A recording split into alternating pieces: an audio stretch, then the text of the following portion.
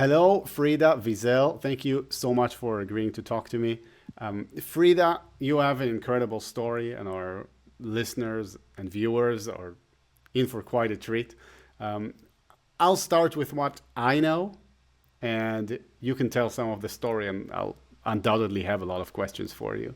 So, you were born to a specific Orthodox Jewish sect in the United States. Right. And that sect is religiously anti-Zionist. Yes. And this is the sect that we see in the demonstrations and in the videos of the Jews being pro-Palestine or something. No, no. There is a very important distinction between the Satmar Hasidic sect, which I was born into, and Neturah Karta. Both of them are religiously anti-Zionist, but only Neturah Karta, which is a tiny fringe group, is actively aligned with the Palestinian cause, which Satmar is not. So I was raised in Satmar, where we were not at all aligned with the Palestinian cause, but we were anti-Zionist from a religious perspective. Okay, so how does that look like? So the Satmar sect is a Hungarian slash Romanian Hasidic sect that was started by the Satmar rabbi, Rabbi Joel Teitelbaum, who was from a very prestigious line of rabbis. He was the younger brother who became a leader in the city of Satmar, and he survived the Holocaust. That is a controversial story, which, by the way, is also related to Zionism, which we can talk about. But he survived the Holocaust and ended up, after a long journey in New York, his where he created a community, a sanctuary of piety.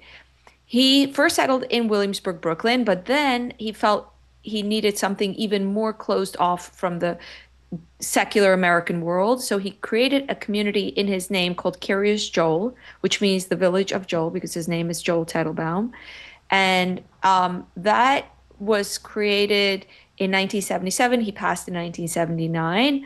I was born in 85 in that village. It was still fairly quaint and small. By now, it's like more than 30,000 people in there. And that community is anti-Zionist. It is Yiddish speaking, and it is very closely connected to the shtetl of Ur. So to give you an example, I grew up on Saltmore Drive, and then when I got married in an arranged marriage, I lived on Rizhin Court, and then on Kazhnitz, which are all names for villages where there were Hasidic groups in Eastern Europe. What I'm getting at is we grew up with a very strong link to Eastern European Judaism, rejecting the new modern innovative Israeli Zionist man. To to further explore that point, for instance, we spoke Yiddish as a first language. Yiddish was considered by Zionists, by the early pioneers of Zionism, to be jargon, to be a corrupted version of German. It was an embarrassing language that Jews had taken from German and and used the Hebrew alphabet, and it wasn't a sophisticated language. So Hebrew was the Zionist language. It was the rebirth of this ancient language that was adopted as a like a prestige language. We were the opposite of that. We were the opposite of embracing the new Jew that Zionism stood for, because the Satmar rabbi was very philosophically against this idea of this self-determined new Jew who doesn't wait for the Messiah, who assimilates, who becomes secular, who rejects the past, who creates a new future. So we were the antithesis of that in Kiryas Joel. We spoke Yiddish. We rejected the state of Israel, although we didn't reject the Jews of Israel per se.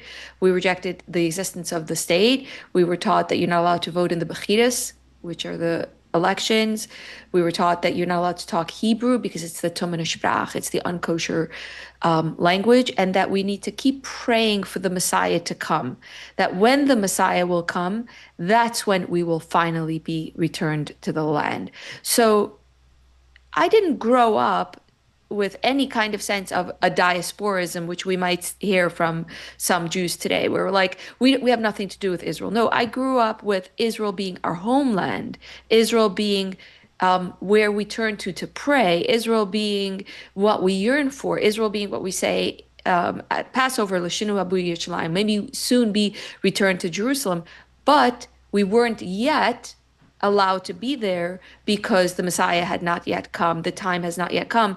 And Zionists, having taken the end before God sent it, were in violation of God's wishes, and therefore we're creating, we're angering God. There was the Satmar Rabbi had a very strong position against Zionism, and that's what the context in which I grew up.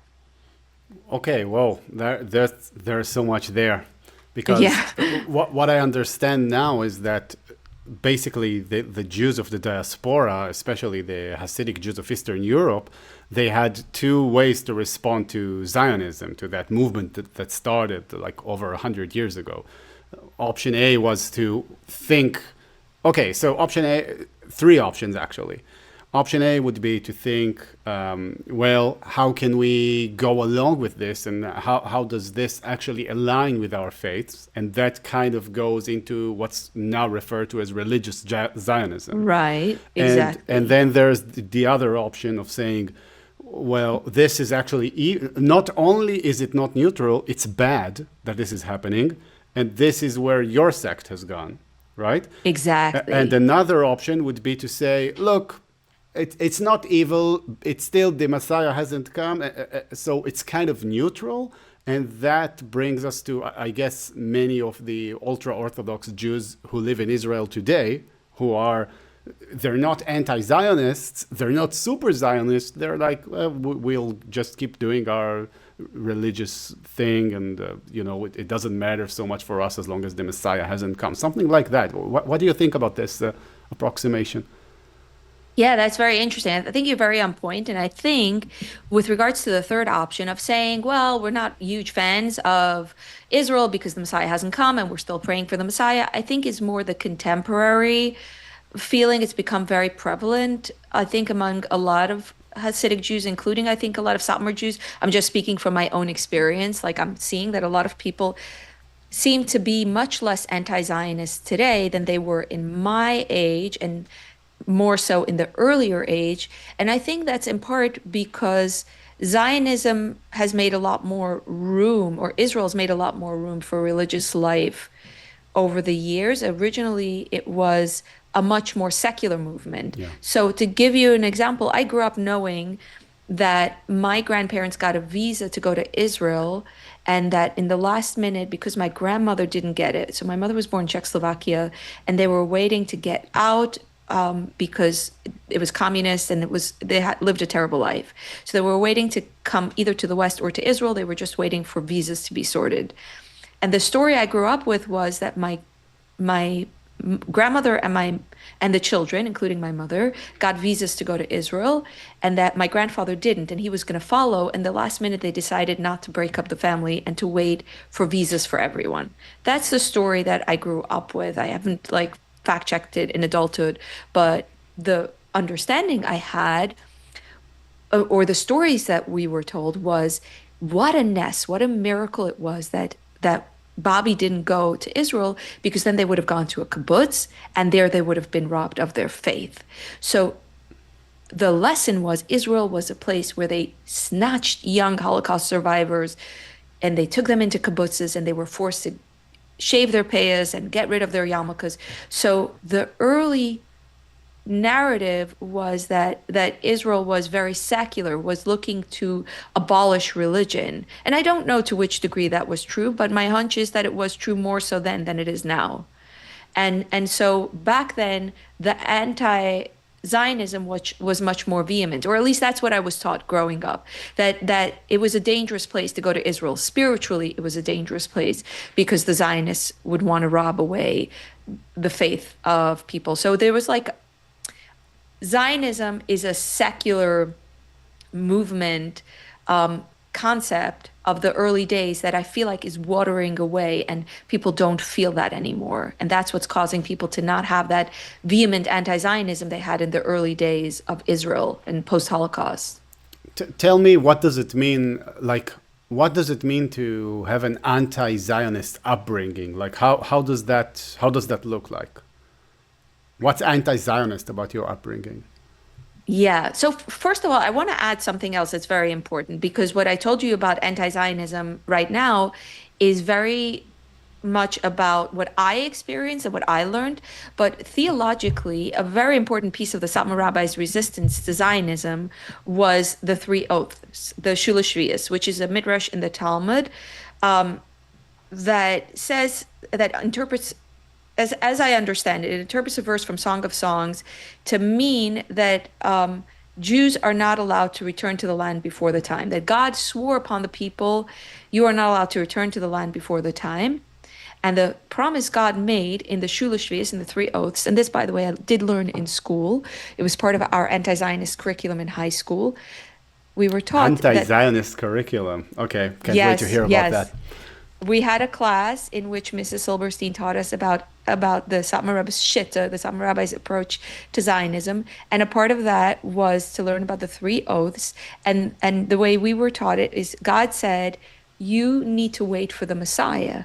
You cannot return to the land before the time. And I think the verse says, do not go up as a wall. And that was understood, do not go and form an army and form a country. You can go as individuals and make pilgrimage, but you cannot go and take the redemption.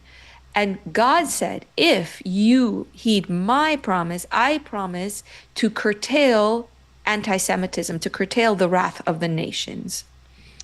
And the way that the Satmar Rabbi interpreted the Holocaust was to say, look what happened. Look what happened. All of these Jews angered God. They pulled back on their end of the promise, and then God pulled back on his part of the promise. So there was a very powerful theological element to the anti-Zionism, which was, if you go to Israel and form a country, you bring terrible things upon the people, essentially saying the Holocaust. Was caused by Zionism. Yeah, and it's a really difficult thing, obviously, to make sense of. But in Judaism, there is always that question, why is God bringing these actions? What have we done? And for the Satmar Rabbi, the question was, and this I discussed on my YouTube channel with um, Rabbi Sascha Katz, and I also have a video um, with the late Professor David Beale, who both are very knowledgeable in the Satmar Rabbi. The Satmar Rabbi essentially blamed the Holocaust. He was looking for, why did this happen? And he blamed the Holocaust on Zionism. This whole rejection of the ancient and tradition, and this embrace of the military Zionist man who self-determines and makes an army and acts like Jews are just like all the other nations. I know it's a really difficult thing to like hear. For me, my ears have a really hard time with this kind of theological response to the Holocaust. But he was a survivor, and I feel like it's a complicated place he came from, and I try not to judge. But that was essentially a very. It wasn't just that Zionism is secular. It was also a very strong. God had warned you terrible things will happen if you behave this way, and you had not heeded. Wow. Okay. So Zionism, many people might listen to this and think to themselves, wait, but the state of Israel was formed only after the Holocaust. But of course, Zionism existed before that. And by, I think, 36 was the year of the Great Arab Revolt, I believe. So there should have been already been a substantial Jewish presence in Israel by then. And that's also the time where they started building their militias, like the Haganah and the Palmach and Etzel and all that. So the Palmach is under the Haganah. But essentially, the timeline does work, right? If you were to buy into this narrative, the timeline does work. Now, does this mean that you were brought up with this as like presented as a fact, that the Holocaust was caused by Zionism? Um, I don't know. I think so. I think so. I don't know. I want to be fair, and I don't want to say definitely the bad guys in the Holocaust were the Nazis. Yeah. Um, but I grew up with the Holocaust being very ever present. I was of the generation of the grandparents were Holocaust survivors. So we heard stories about the Holocaust a lot, and those stories were often revolving around faith. So there was always a theme of fighting for the survival of tradition, of faith, of Torah, right? So to give you an example, there'd be stories of someone who put on tefillin, phylacteries, at great risk of being caught and being shot instantly. Or my grandmother wouldn't eat the bread on Passover and would risk her life to steal potatoes from the kitchen so that she wouldn't desecrate the Passover by eating bread. These were stories of we are not only under physical attack, but we are under the long story of spiritual persecution, and we're fighting for the survival of our bodies and our souls. And Zionism was like surrendering the soul. That's how we definitely saw it.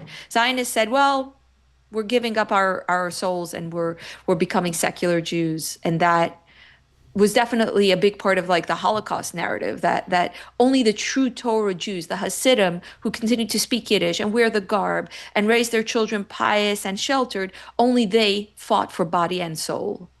So another thing, I'm thinking about the timeline there because you said that when you were young, it was still like Zionism was still viewed as this extremely secular thing with the kibbutz and all that. But by the time you were born, I think you said you were born in '85. By that time, the political monopoly of the Zionist party was already broken. Now, the other party was by no means religious at that time, but it was well, it wasn't religious if you were to compare it to the Orthodox Judaism, but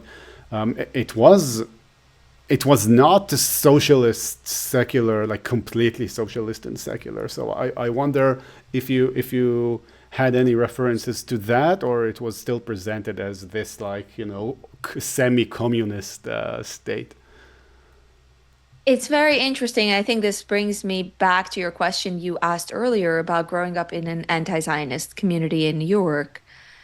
We didn't have a lot of direct information about the Israeli story. I don't remember Israel being very important to the discussion, to our lives in general. To give you an example, my father made himself a promise to never visit Israel, but he goes to Eastern Europe and restores gravesites of grandparents all the time. So if there was a place internationally that had presence, it was Eastern Europe where the Holocaust had happened, and there was like a preservation of narrative there. Um, I grew up in Kiryas Joel with, I have to say, Israel being a very vague thing. We knew anyone who was Israeli by their accent. Israelis have a different Yiddish accent, and um, there's like a cultural stereotype around Israelis. Like when my marriage was arranged, my the mother of my to-be husband, who I'm divorced of now, but the mother, she came into the room and she was Israeli, and she had a kind of like a Sabra energy. She had like a kind of like a fiery energy, and we considered ourselves Hungarian and to be more like contained and restrained. And like I remember my mother told me like one of the first things she said is like Israeli.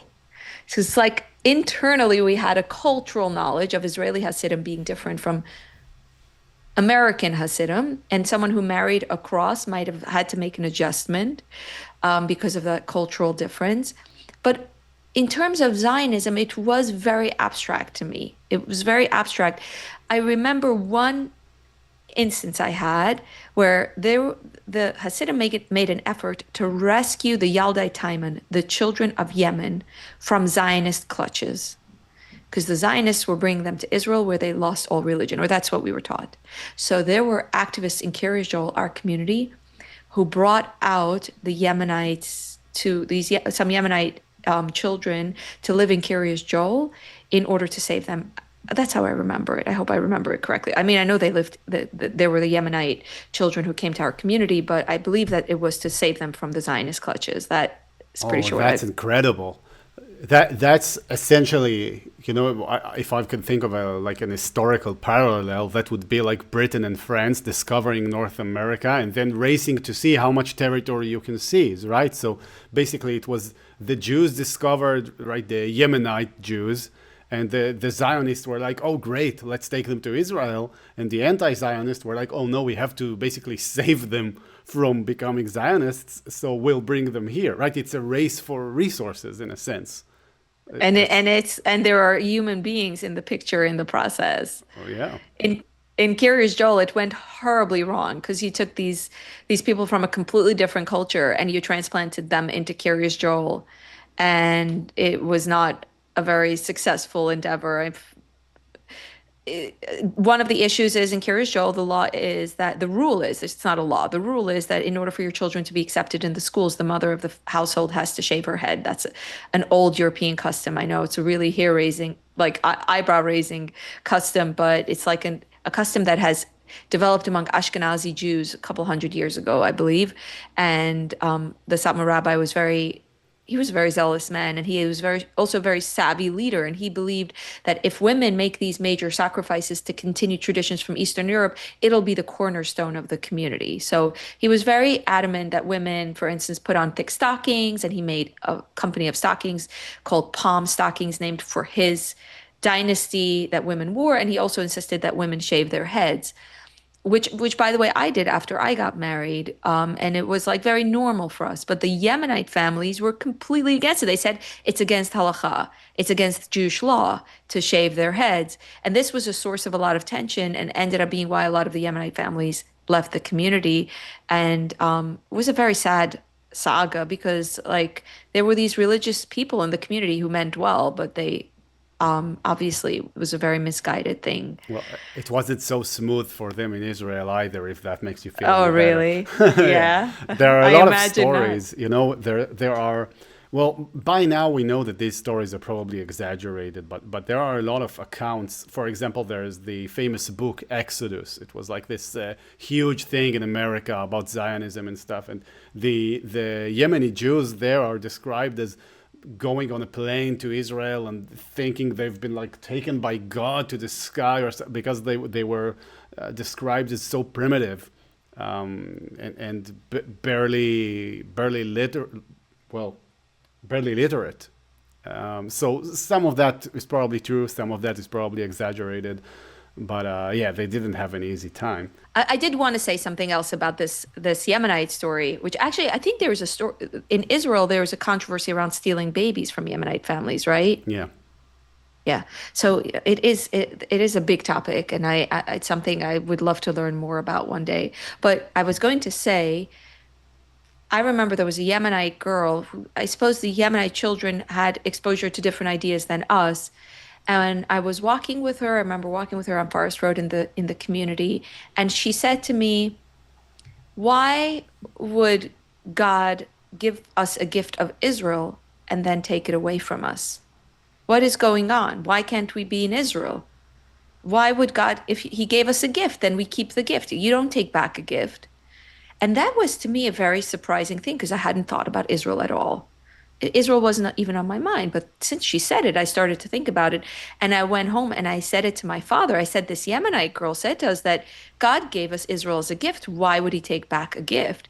And my father laughed. That was his reaction. He laughed. And it made me think that the question was maybe a little silly, but it was like a moment where I saw a piece of the Israeli story that hadn't even crossed my mind because we were so sheltered. We were so living in a different universe that I never thought about Zionism. It was only when this Yemenite girl brought it up that I started to think for a minute about Zionism. And then I didn't even have enough information from there to continue to think about it. It was just like the end of the thought.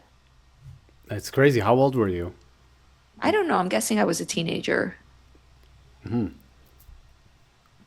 Did you?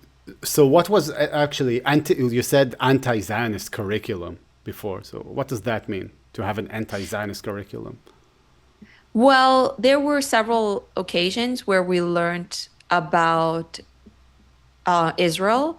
One of them was we had holidays and important events curriculum in, I believe, sixth or seventh grade, where we learned about occasions of celebration and occasions of mourning. So occasions of mourning might be Tisha B'Av, and it was also High Eid, Israeli Independence Day.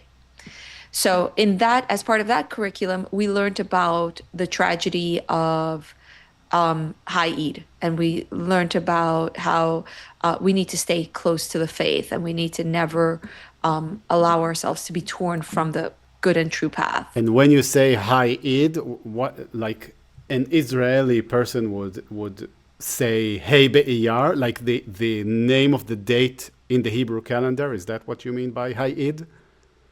I say High Eid. Okay. Well, So you have your Yiddish pronunciation. yeah. So the R sound in Yiddish for Hasidim in New York is R in the front of the mouth, and for Israelis it's in the guttural. Hay ir would be how an Israeli would say. Probably an Israeli would say hey ir with it in the throat. But we say Eid is our way of saying the month, Okay, so and but High is five. basically that would be like stating a date and then saying that it's a Yes, sad day, like saying like 4th of July, 9/11, like dates that are considered bad. 9/11 I mean, comes to mind, right? So exactly. that's the same. Just you're using the Hebrew name for the calendar instead of the. Okay, and did you like commemorate that day at school? What we learned about the issues of Haid, we learned about the problems of Zionism, of being sucked away from the holy path. So we I don't remember a lot. The only reason I can tell you this is because I have my schoolwork. So I did a video where I showed my schoolwork, and a lot of it I didn't fill in. I wasn't such a great student, so I don't know everything we learned. But the stuff I filled in was essentially what do we need to be careful on? Like, it's High Eid. What do we need to remember to be mindful of? You do not change your dress. You do not change your clothes. You like your tradition, your name, because a part of the Hasidic like theology is that why did God take the Jews out of Egypt? Or the theology I grew up in Satmar. Why did God save the Jews from Egypt in Exodus? Do you know why? Please tell me. Why? Uh, Okay. I can tell you. I'm wondering if you have an answer. okay. Do you want me to think like like your like what No, you were your brought up? answer. My No. answer. Why did he bring? Well, I guess the answer according to the Bible would be so that they can worship him in the desert, right? That's literally the quote. And so that they can receive the Torah and then by keeping the Torah bring light to all the nations. That's basically the the classical narrative as far as I understand it.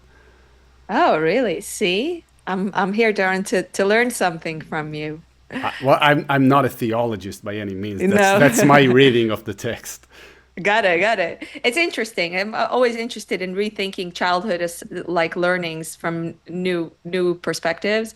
But what we learned was that the reason that God took the Jews out of Egypt was they merited their redemption because they didn't change Shaim, Lushan, and Malbish, which means their names, their language, and their clothing. So because they had stuck to these things, they merited the redemption. In other words, it's very important to not change, to not be mashana from ancestral heritage. And then they say that and start wearing 19th century black clothes and hats. I mean, I You're don't. asking you're asking very valid questions. The idea is things evolve, and definitely, one thing that fascinates me is Hasidic coloring books that show the time of the temple of Hasidic people, Jews wearing the clothing of today. So there's definitely a sense of much longer continuity than historically there was. I see. Okay. Well, that's a very interesting topic that we can discuss. But I really want to hear um, like how did you start to drift away from that community? I don't even know what to call it, a sect, a community. I mean, I don't want to say cult, you know. I don't think it's a cult. It's Yeah. a really vibrant community. There's a lot of internal, like, opinion discussion, like dissension. There is Mm, like so much going on internally that I would not call it a cult. Like I think a cult is people who choose to follow and to conform in a way that people who are born into a community and just because they're in a very high control culture doesn't mean that they all have the same opinions yeah. and they might work quietly to fit themselves in. That doesn't fit to me as a cult. Yeah, there's something more autocratic in a cult. I accept your reservation. I think it's Yeah. valid. Okay, but Yeah. how did you come to drift away from that? Well, a big change that happened in my life, I would say, was when I was 21, when I started to write a blog, which is still online. It's called Spitzel Stremkind. I was a mother, I was married, I had been married in an arranged marriage, and I we had a computer with internet at home. And it's not so uncommon for people to have internet in various ways. It was less common in my day than it is now. So officially, you're not supposed to have, supposedly, you're only supposed to have internet for work. But what qualifies as for work is a very, flexible category. And a lot of people take it to the extremes that they want to. So I had internet and I started a blog when I was 21, and that changed my life. It exposed me to other ways of thinking. It exposed me to different ideas. It exposed me to a dialogue with men, which hadn't happened until then. It exposed me to people who were able to answer questions that I hadn't been able to pose before. Like the question of why I needed to shave my head was a really good example of what changed my life. Because until then, if I would ask it, I would be told, well, it's tradition.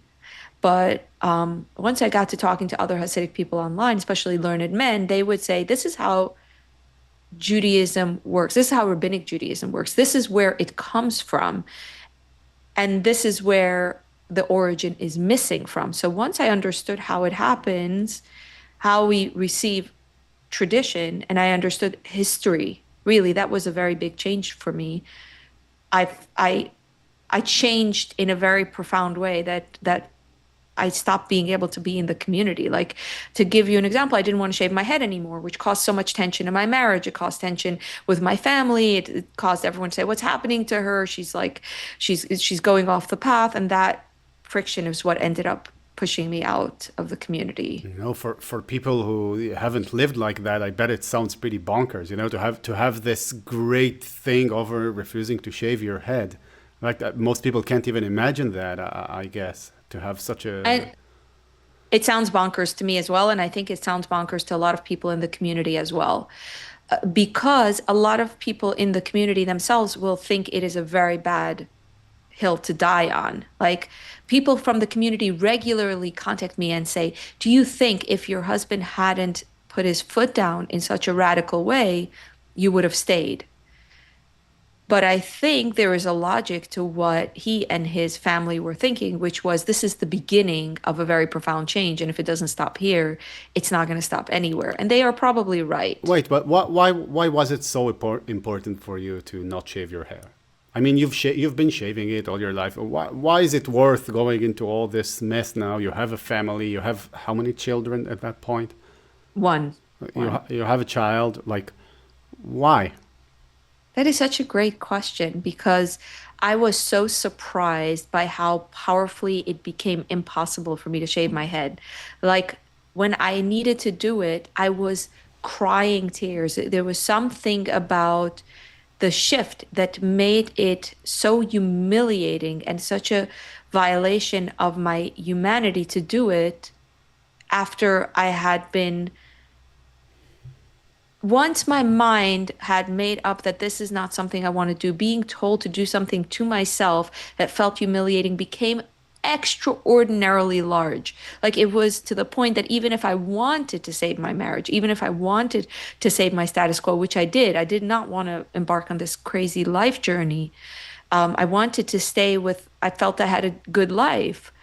I couldn't. I couldn't. It became enormous. It was very interesting to me how big it was. And it was like, to me, a lesson in how powerful bodily autonomy can go for a person. Because for me, it was like the line, I cannot do this. Frida, are you familiar with classical Greek philosophy, like Plato especially, I'm thinking of? What are you thinking of Well, I'm thinking of in two things. particular? I'm thinking of two things. The first thing that I thought about was, well, you went online and that kind of changed everything because people started asking you questions and you listened to these questions and you found out that you don't really have good answers to these questions or your answers were not good enough. And that kind of reminds me of basically Socratic dialogue, right? Because he goes around, he sees people who are super confident in what they do.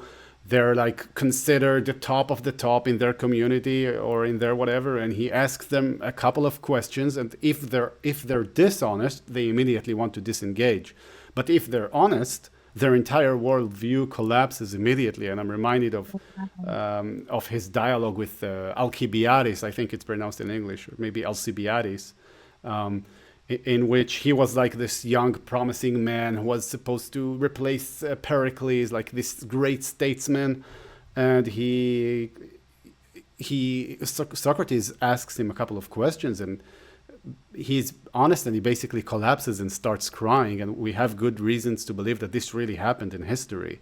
That he was like Wow. that he will collapse and he was like, well, I don't really know anything. How am I supposed to lead the city of Athens if I thought I knew, but I do not know. So Wow. that's the That's first thing. fascinating. Yeah, so that's the first thing that came to mind. You were like, Socrates always complained that most of the people he has a dialogue with, they're not honest. They will disengage. They will not really attempt to answer, or they will give a speech instead of answering the question. But you're an honest student. um, it I seems. appreciate that. Yeah, I'm always willing to rethink my Yeah. position and to think of other people's, to try to get in other people's minds, and to also, I will say, understand the limits of my thinking. I think I have, I'm a very linear thinker. I have very little like good intuition. I build on very concrete things, my thinking. And if I have seen in my life that there are people who learn things intuitively in a way that I don't. And I appreciate that. I appreciate that I don't pick up things other people pick up. So I know that there is a limit to how much I understand in the world. And I think that informs my work a lot because I feel like these are my eyes and those are your eyes, and I want to see your eyes if you'll let me, and I find that interesting. But my own eyes I would call secular. I would say I have a very secular perspective of the world Now. that now, Oh, yes, now that is informed by my journey. That's like very much I'm slow to believe new things. I need a lot of like a lot of new evidence. and a lot of evidence. Yeah. I might be jumping ahead, but now I'm curious because you kind of led up to it. Are you an atheist now, or I something? wouldn't say I'm an atheist. No, I wouldn't say I'm an atheist. No, but Okay.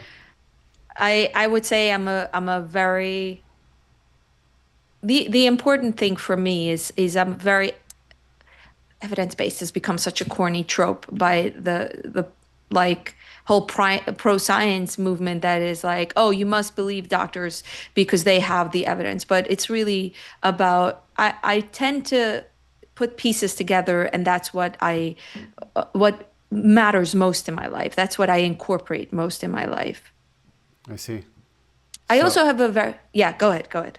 yeah, so basically, if we're going back to Greek philosophy, you went out of the dark cave, you saw the sun, and then you went back into the cave, and you told everyone that what they're seeing is you don't want to do this anymore, and they were going crazy for it, right? Do you know the allegory of the cave? That's also I do Plato, know the allegory of the right? So, cave. so Yeah, I at the do know the end. allegory. At the end of the allegory of the cave, the guy who comes from outside, the other people try to kill him, right? That So does, yeah, that does sound like a very secular like narrative around it.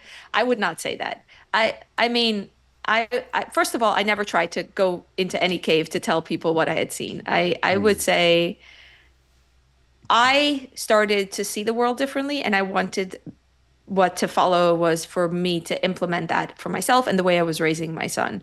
I never looked at people around me and thought, "Oh my God, they're so backwards and they are in the cave and I am out of the cave." I always envy people who have very strong faith in like in a beautiful way, not in a the Holocaust happened because of Zionism, but in a I'm struggling and I'm accepting because I pray, a very strong rooted faith. And I always respected it. I respected it in my mother. I respected it in the community I come from. And I can't say that it was a big part of my life. So I found myself needing to live a different life, but I never thought that other people should live that way or that I have an opinion on how other people should live, but they did have an opinion on how I should live. Well, most people do, and what you've just said, not a lot of people are like you in that sense. But so wait, tell me about that falling out, if you wish. Tell me about that falling out. Like, what happens? You have a family, you have a child, you have a husband, you have this whole community that I guess once you leave, you're kind of on your own, I guess, right? Or how does that work? It was, yeah, it was probably 3 years, very difficult years of my life that followed from that shift in my internal world. It started with an internal shift, and it was followed by external consequences, implications, and it was a long process because I didn't want to leave. I'm a very risk averse person and I'm a very like I don't make major changes in my life and I thought I had a good life. But it was untenable and there was a ton of conflict that became a fear for losing my son. That was really a very big concern for me, especially because there was a big story in the States at the time that I was going through all of this surrounding a woman who had been in my class. Her name is Kitty Grunwald, and she left the fold and lost custody of her daughter. And the New York Magazine is the name of the publication, covered, wrote about it with her on the cover. And that's how I found out about the possibility of losing custody legally, which really concerned me and led to many years of kind of trying to make it work and it not working. And ultimately, much to the credit of my former husband, he kind of let me go. He could have made my life harder. He could have fought for custody. But the marriage was really at the end, and I didn't want it to end for fear I would lose my son. And it was him who stepped out of the marriage. And So your son then was not raised in that community. no, How old was no, he when you left? he was going on 5. Okay, so he wasn't really educated to a great degree. Okay, well, all right. And how does Israel fit into that story? Your relationship with Israel? That's an interesting question. Not enormously. I'm an American, right? I'm an American Jew. I have always felt very much like the two things that identify me is that I'm a woman and that I'm a Jew. And even while I was leaving, people would say to me, like, you're leaving Yiddishkeit, which is Yiddish for religious life, but they would say it as in you're stopping to be a Jew. And there were several occasions where I was called a non-Jew in various ways, and it never felt to me like an it never hit because I always felt like I am a Jew. That is a very, very important identifier for me, and that no one can take that away from me. I'm a Jew, and I'm brothers and sisters with all Jews, including Hasidic Jews and the Jews of Israel. So when I was starting to leave the community, a part of what I was doing while this whole thing was going down with like trying to figure out how to save my marriage, I tried to teach myself some things. And part of what I tried to teach myself was Hebrew. I really wanted to learn Hebrew and go to Israel. It was always my dream to like go to Israel and be among the Jews there. Can you describe why? Because many people who are either not American Jews or only Israelis or not Jews at all, like it sounds kind of weird what you're saying. Like, why would it be important for you? Like, what does it make you feel? Yeah, I have a very primal love for Jews that is not really intellectual.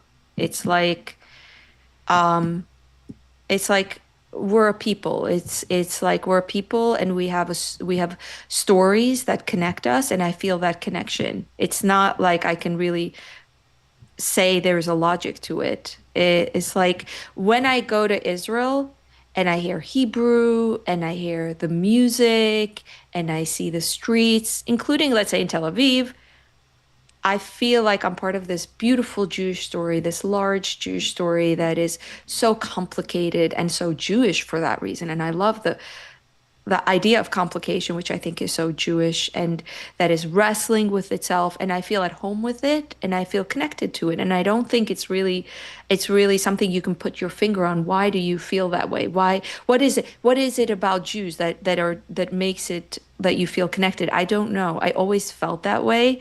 And the Tikva is maybe not the best example, but why do I feel so emotional when I hear the Tikva? I feel Wait, connected. let's just make it clear. The Hatikva is the Israeli national anthem. Yes, Yeah. yes. So why does this song evoke so many emotions? It had nothing to do with my childhood. It was a very different narrative than my childhood, and yet I feel so connected to the hope in it, the words in it, and the people who sing it, and the stories that are connected to it. I don't know why, but it was like always a not a question. But you were not brought up to feel that way. I was not, but I think I was maybe. I think I was. I was officially not, but I was brought up with certain ideas of Jews that even though it was a little bit under the surface, it was there. I think I see it with Hasidim as well, that might be very closed off, but it's there. There's a kind of a brotherhood that might be hiding under the clothing, it might be hiding under the facades, but like after October 7, the Williamsburg Hasidic community was broken up. People were devastated. Why? What's it to them? They're in New York. They're anti-Zionist. Why are people devastated? They're like, I meet this woman in the street and she's like broken up and she's so far physically from this story. There is something, I think, under it. All the Jews were, after all, deported in the Holocaust. It didn't matter if you were religious or not. And there's like, I think under the surface there might be a much stronger connection than meets the eye, and I think that's what informs my feelings towards Israel. But to give you a contrast example, one of the, I think, loudest voices of anti-Zionism in Germany is Deborah Feldman, who grew up in Satmar in Williamsburg, and she's very vehemently anti-Zionist. So I don't know what you can say to that, except I think some people will carry on from their background and some people will push against it. So maybe she's pushing against it, or maybe she wasn't raised with that kind of feeling towards Israel. I have no idea. But I think my case is not the case for everyone. Can you tell me about the first time you went to Israel? Because I'm quite interested in. First of all, how old were you when you went for the first time? The first time I went to Israel, I was 26 and I went with birthright. Ah, okay, okay. You went with Birthright. That's like this Jewish organization in America that brings Jews to Israel, right? Exactly. It's a Zionist organization. Yeah, but and you left the Hasidic community when you were about 21, 22. No, my journey started when I was 21, but I actually left when I was 25. Oh, so that's really soon after. Yeah. Oh, so it's kind of funny because you're Ew. like this is the evil thing. We want nothing to do with it, and then almost immediately after you leave, you go to Israel. I had to. Yes, I had to. Yeah. Okay, that's very interesting. How many times have Yeah. you been to Israel? I think four, maybe three. Okay. I did a marathon in Israel, in Jerusalem. Oh, good job. I know, very hilly. It's like a Yeah. hard marathon. Yeah, and it's always raining in the Jerusalem Marathon as well, if I Oh, remember correct. really? Well, it rains often. I think it's in February. I don't know. I don't remember. You told me about things that shifted after October 7th. And I've noticed something that you've talked about on your YouTube channel, which, by the way, people could check out. It's going to be in the description.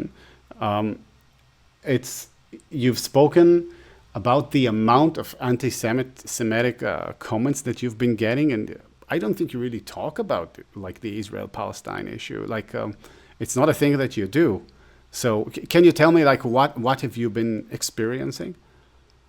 Yeah, so I cover on my YouTube channel a lot of sociology of the Hasidic community. So I'll do, let's say, a tour of a Hasidic woman's home. Or I'm going to publish this Sunday, a tour of a Hasidic toy store or Hasidic garb.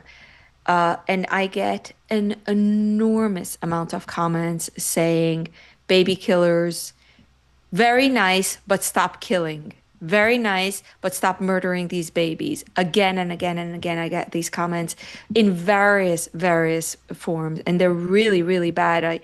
I have to say, in the beginning, I was very shocked. People would do like, as a response to a video, pictures of ovens or the icon for a gas station. I get very often that people would do a bunch of gas station, like a gas pump. Hmm. They'll do a bunch of that. And I get a lot of comments about, including on myself, these are the people who belong to the Middle East. They should go back to Eastern Europe. They're fake Jews. I get a lot of that, mixed with a tremendous amount of comments about these are the Jews who are murdering babies in Palestine. And there's there's a tremendous incuriosity around Hasidic Jews. Like the people who comment these things are not at all interested in knowing that there are some Jews that are Zionists and some Jews that are anti-Zionist. They don't care. They are not there to learn. They come with these assumptions about Jews being murderous killers, and they mix old tropes with like a giant nose icon with a new contemporary narrative of Jews as killers of and colonizers. And that's what I see in my comments. I've become so immune to it. I was so distraught in the beginning. I literally felt I couldn't sleep. I've become so immune to it because I see so much of it. I just roll my eyes. I go through my comments and I just roll my eyes. It's not even a Zionist community. They're not participating in anything in Israel. And yet that's what my comments look like. And That's to me, crazy. And you know what's yeah, even crazier to me, because I'm trying to think like who leaves these comments, like what, yeah. and I'm trying to imagine the act of leaving this comment. I mean that these people, as you've rightfully described, probably have no interest at all in your content, right?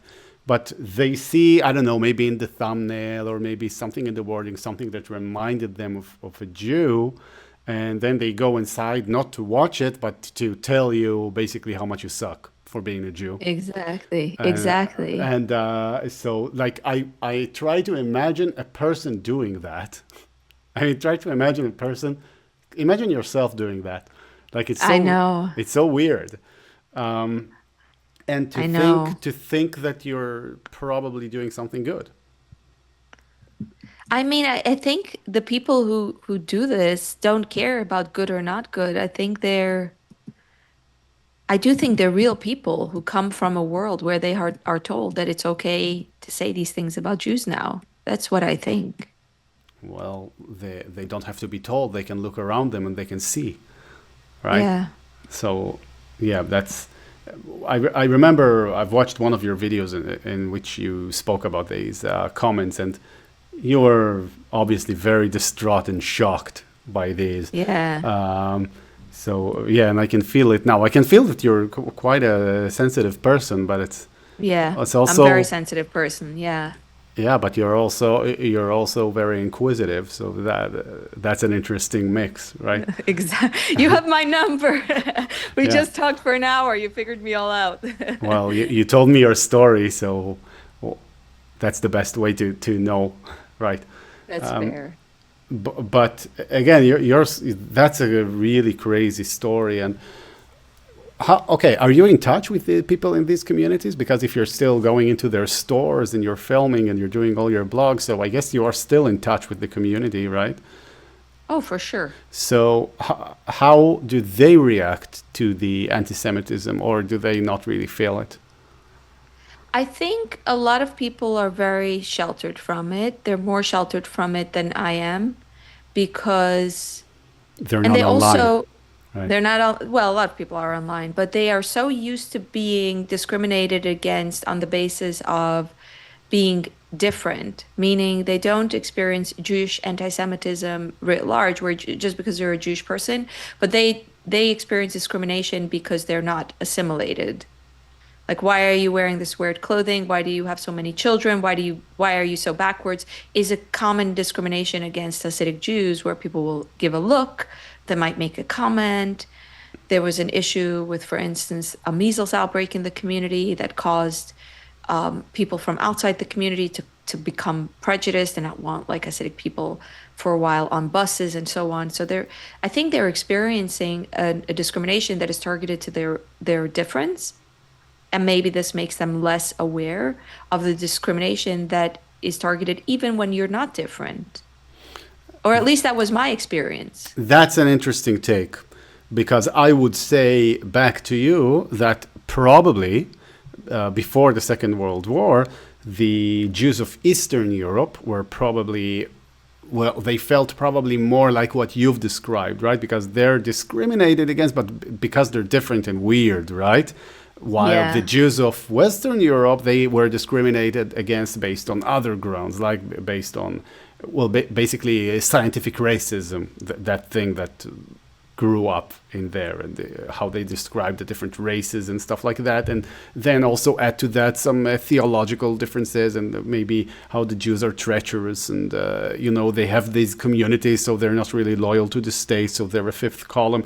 So every place had a different reason to discriminate against the Jews. But when it came down to it, when they really had an opportunity to get rid of the Jews, they took it with both hands, each area for its own reasons, right? So you might say that, well, the Muslims in the Middle East, they want to get rid of the Jews for their own narratives, but the neo-Nazis in the United States, they want to get rid of the Jews for other reasons, but they'll work with the Islamists, no problem, right? And the same goes for the Yeah. communists. So so you made me think, essentially.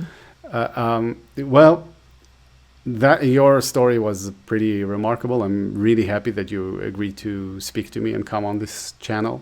Um, how can people find you? I mean, I'll put a link to your channel in the description. But is there anywhere else where people should look for you if they are interested? So I'm all over social media. I have a website that's my name, FriedaVizel.com. It's Frieda with an I before the E. I'm sure you'll find me either way. But I thank you for giving me this opportunity to chat with you because I really enjoyed talking to you.